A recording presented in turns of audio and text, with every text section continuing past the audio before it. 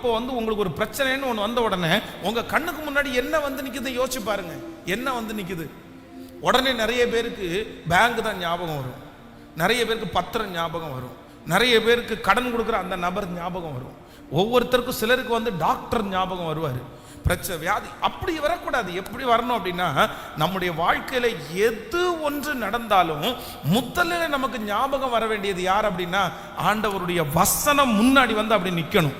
அவருடைய வசனம் நம்முடைய கால்களுக்கு தீபமும் பாதைக்கு வெளிச்சமுமா இருக்கிறது. இன்றைக்கு இந்த ஜெபத்தில் இருக்கிற நீங்கள் வந்து ஒரு பெரிய சிச்சுவேஷனுக்குள்ள போய் கொண்டிருக்கலாம், ஒரு பெரிய சூழ்நிலையா இருக்கலாம். சோ அவர் இதை சொல்லலாம், இவர் இதை சொல்லலாம், இது இப்படி நடக்கலாம். ஆனா அதெல்லாத்தையும் ஓரங்கட்டி வச்சுட்டு இப்ப நீங்க செய்ய வேண்டியது ஒன்றே ஒன்று. ஆண்டவரே, நீர் இதை குறித்து என்ன சொல்லி இருக்கிறீர், நீர் இதை குறித்து என்ன சொல்ல போகிறீர் அப்படின்ற ஒரு வார்த்தையை நீங்க கேளுங்க.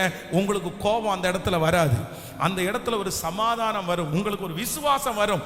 கண்டிப்பாக அந்த காரியம் வெற்றியாய் நடந்தேறும் என்கிறதுல எந்த விதமான சந்தேகமுமே இல்லை. ஹல்லேலூயா.